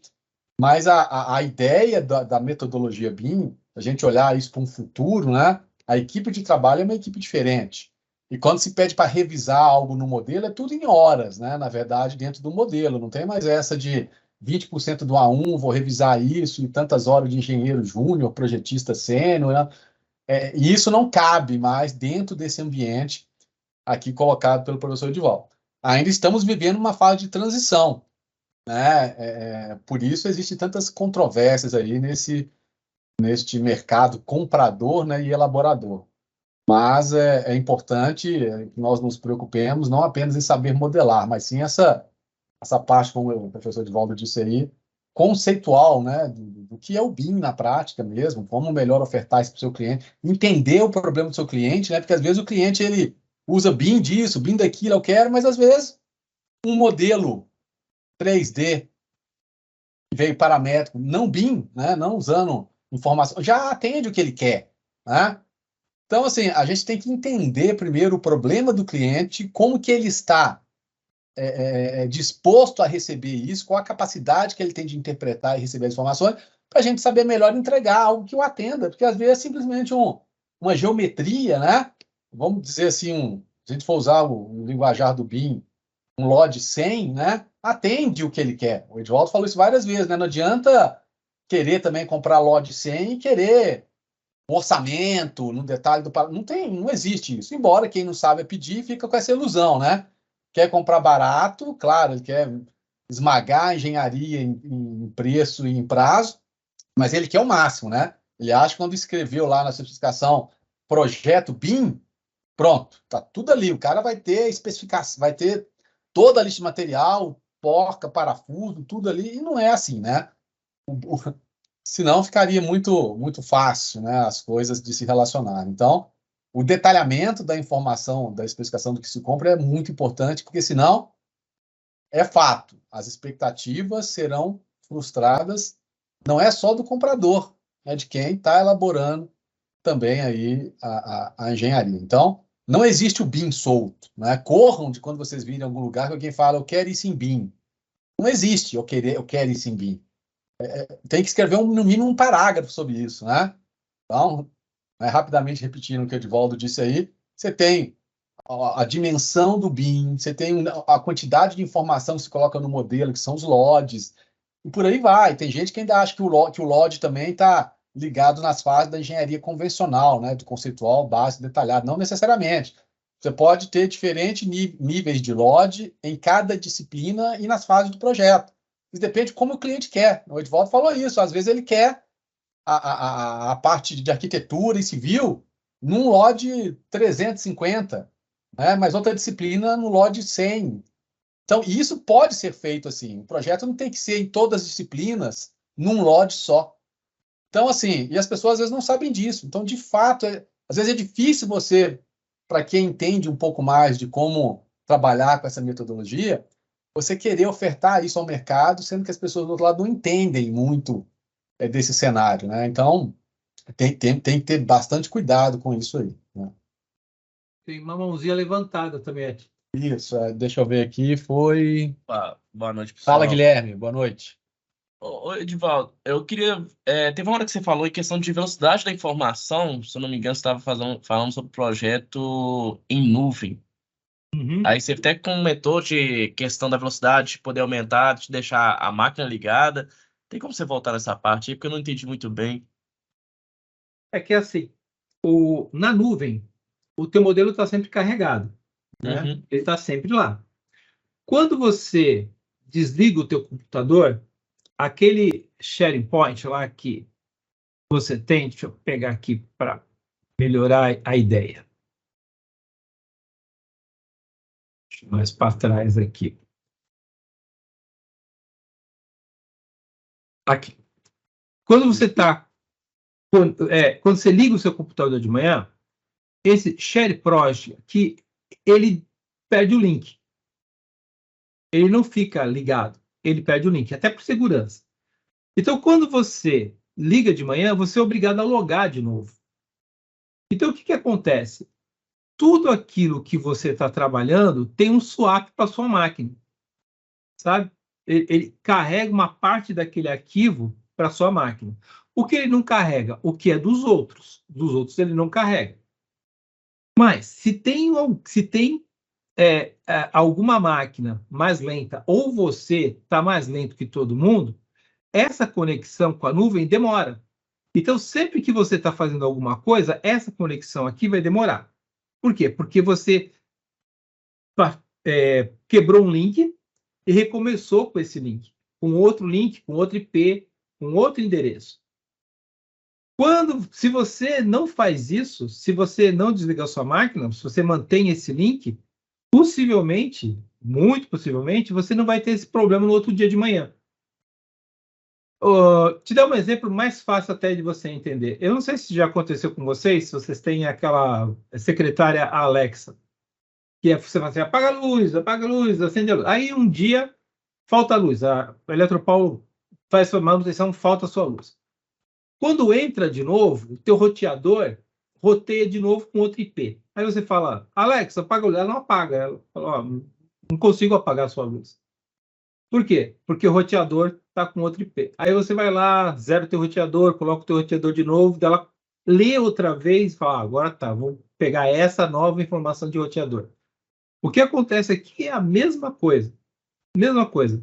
Quando você desliga, você perde esse link, o seu próximo link pode não ser um link tão rápido. Ah, tá. Não sei se eu consegui explicar. Você faz toda a leitura de informação novamente, né? Você faz tudo de novo. E como eu falei para você, quando você está trabalhando na nuvem, né, com modelagem, para garantir um pouco mais de velocidade, o que ele faz? Ele pega uma parte disso, coloca no teu swap. Lá no teu HD, no swap do seu HD. Quanto mais hard swap, melhor, né? Então, ele vai colocar lá e você vai trabalhar lá. Né? Você está trabalhando lá. Quando você vem aqui, ó, nesse botãozinho e fala assim, check-in, ele pega aquilo que ele escreveu e entende. Pô, então agora eu vou carregar de novo lá. E ele carrega para você. Só que enquanto ele carrega, ele não escreve. A sua máquina fica meio que parada. Porque ele não consegue escrever, porque ele está ainda atualizando a base de dados que você tem lá. Imagina, quando essa base de dados é atualizada, ela tem que falar para o seu computador, ó, ok, recebi, já escrevi, está salvo, e manda vamos dizer assim, essa comunicação de procedimento para você continuar. E libera o teu software para que ele continue. Se você faz isso muitas vezes, fica muito lento. Se você não faz isso, você vai estar trabalhando, né? Você está trabalhando. E você está no swap. Você está trabalhando. Você não fez check-in. Possivelmente, se cai energia elétrica, você perde swap. Você percebe?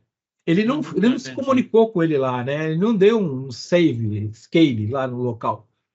Então, todas essas coisas são coisas que você começa vamos assim, lidar com isso, né? Aí, lógico, quando volta energia, ele faz um check, né? Ele procura saber o que você mexeu. É um banco de dados, né? Ele procura saber, ó, o que aconteceu? Você estava escrevendo comigo, de repente você caiu, o que aconteceu? Então, ele tenta ver o que pode ser salvo. O próprio sistema fala para você, né? O que você perdeu, né?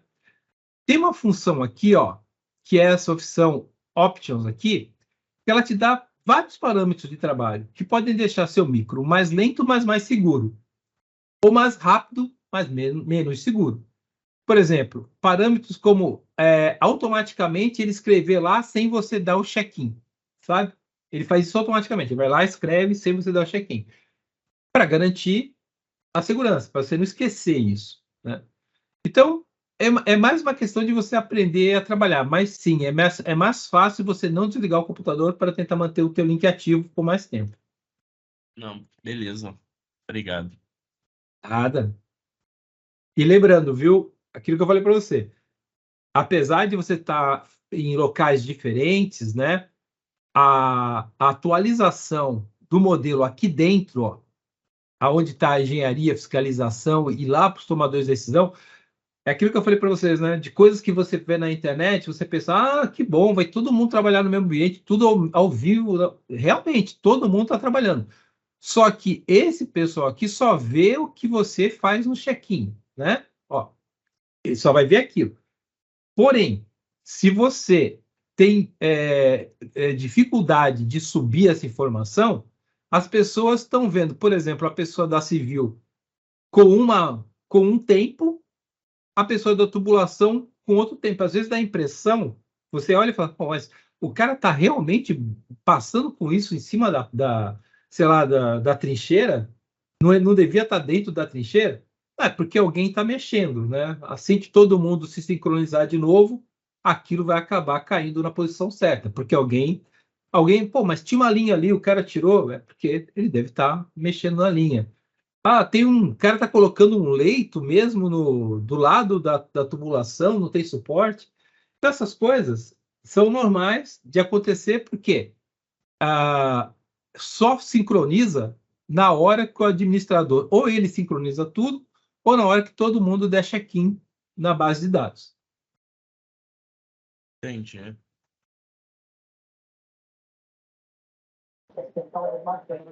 Edvaldo. Ô, Lorete. Nada melhor do que uma boa assessoria, né? Para a gente ter a nossa mente clareada aí nesses 20 anos aí de automação de projeto que a gente vem trilhando, né? Aí vendo aí você falar de virtualização, né? Atualmente a gente usa bancos de dados intermediários para tentar sincronizar, e principalmente o que é consulta, o que é produção, né? Obedecendo um workflow. Mas, nossa, desde lá do começo, né? A gente vislumbrava bases em Axis, né? Passando aí por fractal, estereoscopia, né? Bom, eu vejo que a gente caminhou bastante aí, né? No sentido de uma ISO 15926, né? Que aí fala justamente sobre essa intercambiabilidade das bases de dados.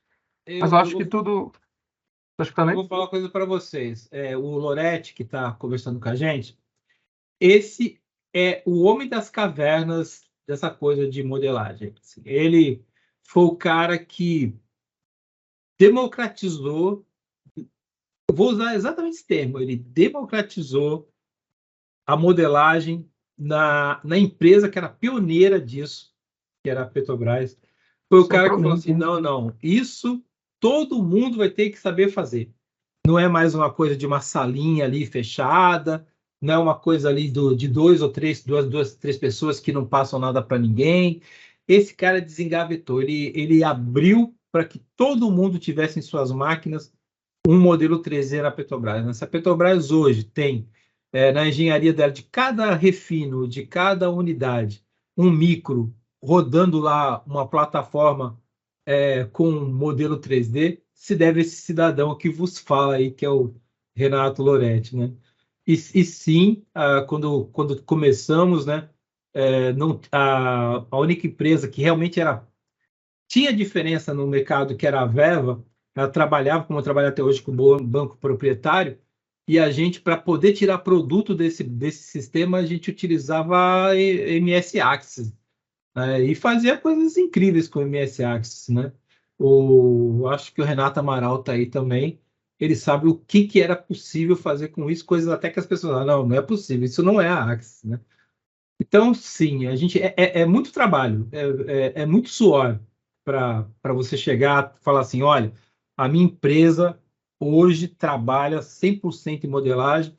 O Tamiete sabe disso, a Vale, né, Tamiete, nem trabalha mais com 2D, né? Qualquer coisa que se vá se fazer hoje lá é 3D, né? Não passa mais pelo 2D, né? Não tem preço por A1, por disciplina. Só valor de HH ligado à modelagem. Então, Isso aí. você vê, né? E é o destino de todas. A Petrobras hoje ela não trabalha mais com 2D, né? Quer dizer, ela extrai 2D, mas você já vai para lá sabendo que você vai ter que trabalhar com um projeto em 3D. Né? Não tem outra forma de trabalhar lá dentro, né? Bem, lembrando que o nosso webinar, como todas as aulas, né, no nosso curso, está sendo gravado, depois disponibilizado para vocês, para que possam rever aí, né, essas informações riquíssimas.